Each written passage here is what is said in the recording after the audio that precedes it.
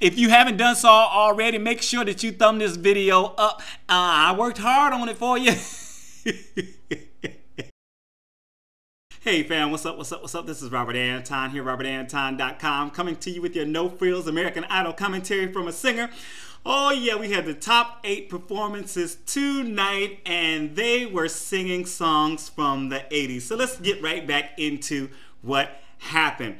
They opened playing a clip of Heejun being booted off, and some other things, of course, but at one point he was like talking to the rest of the contestants, and he said, "I hope none of you win." I want to see more clips of you. Hopefully they have something from him every week. And they showed a picture of Randy Jackson's 80s look, the classic look. And I spotted Naima Adedapo from last season in the audience while they were doing all their opening shenanigans.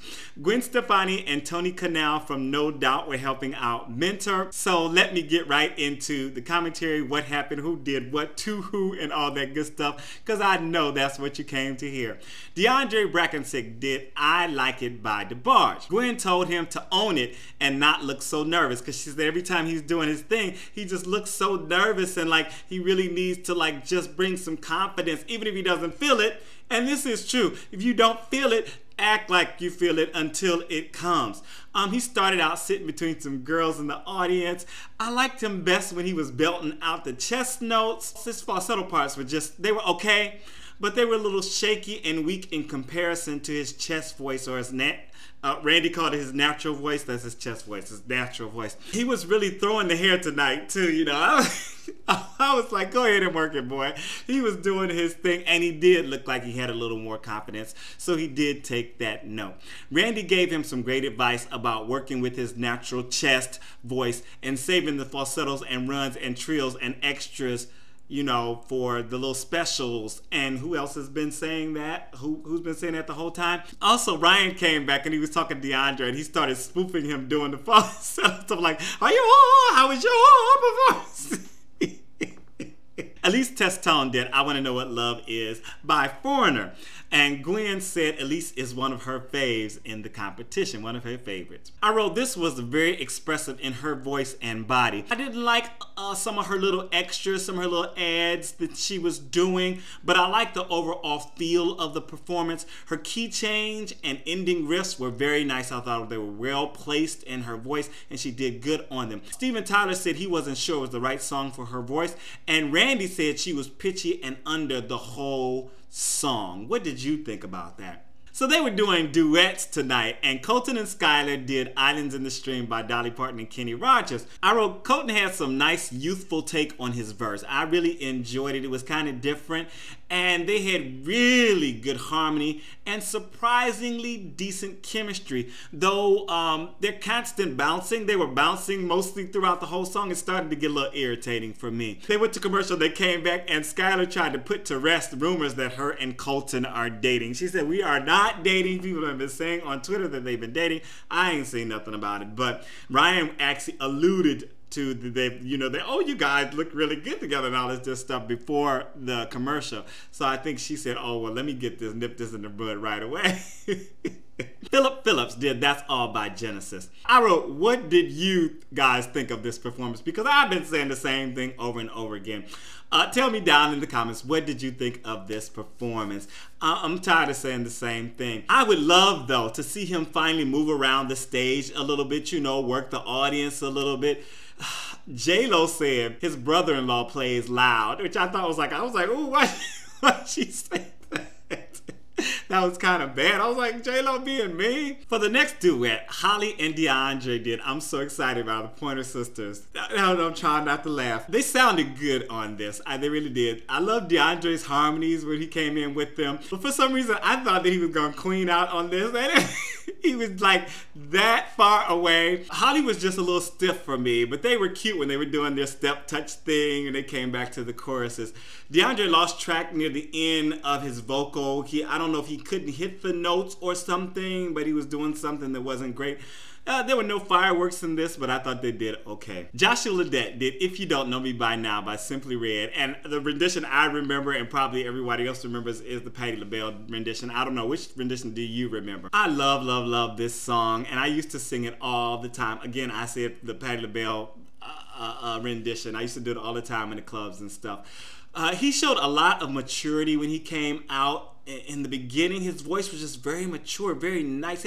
You could kind of hear where it's going in the future. His big notes had me throwing up my hands. I was just like, the place where they broke down and he just did his note and then went, go on, sing, boy. That's how I felt. I thought it was a wonderfully reserved performance from him. He didn't overdo it. He just did his little and then he brought it back down. Just very nice rendition. He had a good connection to the lyric. The judges gave him the first standing ovation of the night. And Randy said he wanted to stand up from beginning to end. And Joshua's gotta have it. Joshua's gotta have it. Jessica Sanchez did How Will I Know by Whitney Houston. I'm glad to see her do another up-tempo song. Forget the judges. Forget what Steven Tyler said. She needs to keep switching it up. Otherwise, they're going to say, oh, you know, you really need to, no. Preempt that and do your thing, girl. She was sounding good on this, though I thought she was a little reserved in her movements, and I think it is because of what Gwen Stefani said. Gwen Stefani said to her, try not to do these, loungy movements and stuff like that. I totally disagree with that. I think that once she gets into her performance, she should do what she is feeling at that moment. I think she was really thinking about that, and it was kind of keeping her back from really letting loose. The best parts I thought as far as her movement and whatnot during the performance is when she was doing her struts across the stage. She was just totally herself. But when she was standing still, I think she was trying not to do certain things. I think at one point, like, she did like the telephone kind of thing, and you could see that it just wasn't, she felt like it might not be right, but she did it anyway. If you feel it, totally commit to it and do it all the way. Otherwise, it does seem like it's not right. If you are committed to what you are doing, you are more likely to be believable in what you are doing. I didn't think there were any wow moments in this performance, but I thought it was still very good. She is always consistent, always very good. Steven Tyler said everything she does is great, and Randy said she did an amazing job and she sings effortlessly, and I do agree with both of those assessments. Next for the duets, Phillip and Elise did Stop Dragging My Heart Around by Tom Petty and Stevie Nicks. And this was a pretty good duet, but I was wondering, okay, so now going back to him not moving around. In this duet, he started out sitting down and then he did a little movement and then he sat back down. I am wondering if he is in pain. I really am. And when he did start to move around the stage, it was never like a clear walk. It was never it was like he was doing little bitty movements because if he did too much, he was in pain. Let me know if you felt that. I really felt that maybe he's not moving that much in his performances because he is still in pain. And I don't know if this is so or if it's not, but that is what I was getting out of this performance. And I was looking back over the other one saying, he isn't really going anywhere, working the stage. Maybe he is still in pain from his surgery. They sounded good together on this, but I wasn't feeling any chemistry from them. I'm glad Phillip did not get, I wrote, uber intense. He really kept it on the level with Elise, and that was wonderful. I thought this was a very, very decent vocal. I think they did very good. Randy said it was hot. I thought they were really good and complimented each other well. Yeah, Hollie Cavanagh did What a Feeling, Irene Cara from Footloose. The beginning of the song was not in her sweet spot. It was a little low for her, but once she hit the chorus, she sounded a lot better to me. I thought she let loose a little bit, but she was still pretty serious, still kind of overthinking, I guess, and not having a lot of fun. I like the shimmy dress, and I think if she would have really got into the, feeling this dress and just doing her thing, that she would have done a lot better. She would have had a lot more fun with it. And this, I will talk about training and letting go. As performers, We train in order to get muscle memory. That is the reason, you train to learn about your voice, learn what it can do, try to strengthen the things that it is weak in, and continue to help it to grow in both ways, the top register and the low register, to improve your range. But once you are in performance, and the judges were talking to her about this, and this is what brought this up for me. Once you are in performance, you want to let go. You want to be in the emotion of what's going on. You want to be relating the story and playing with the audience and really just performing. That is the reason why we train.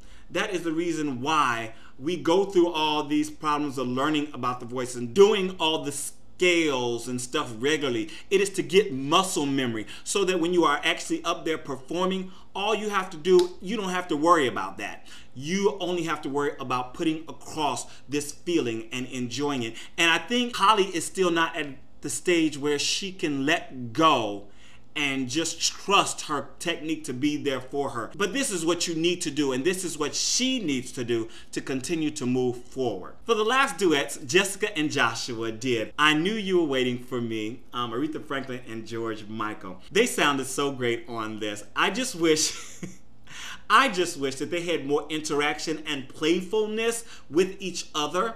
They finally did it a little bit in the bridge. Joshua started singing to her and really getting into her. And then Jessica, when she started singing, she was there kind of watching him, but when she started singing, she turned back out. It looked to me like she got a little nervous that maybe it was too personal. But I think that they sang the heck out of this.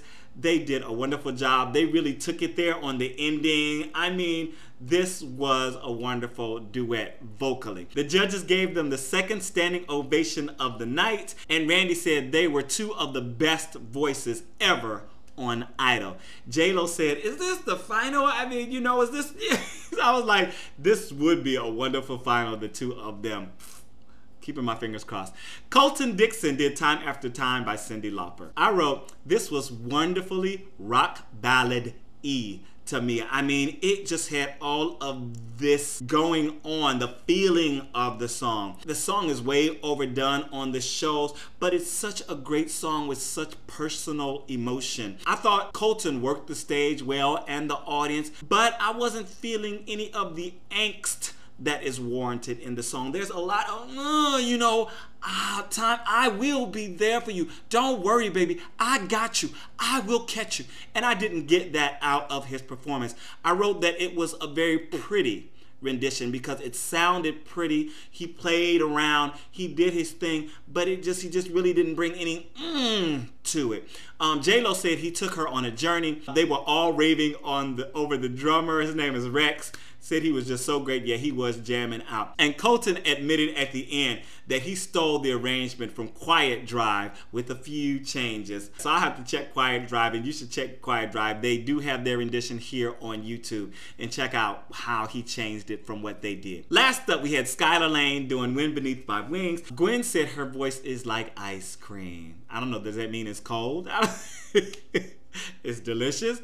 I don't know. This came off a little nasally in the beginning for me, but I liked how she interpreted the song, and she really had some good notes. I mean, she really just showed all of this range that I had not heard from her before. Some really beautiful stuff. Lots of emotion in her vocal. The judges gave her the third and last standing ovation of the night. Steven Tyler said that it was the best song she could have picked for her voice and for the end of the night. What did you guys think? Did you enjoy this show? Did you enjoy the performances? Who was your favorite, and who did you just not like, just not get into? This is Robert Anton. You've been watching Robert Anton's No Frills American Idol commentary from a singer. Please check out my So You Want to Be a Singer series here on YouTube, and also my originals playlist. I'm out.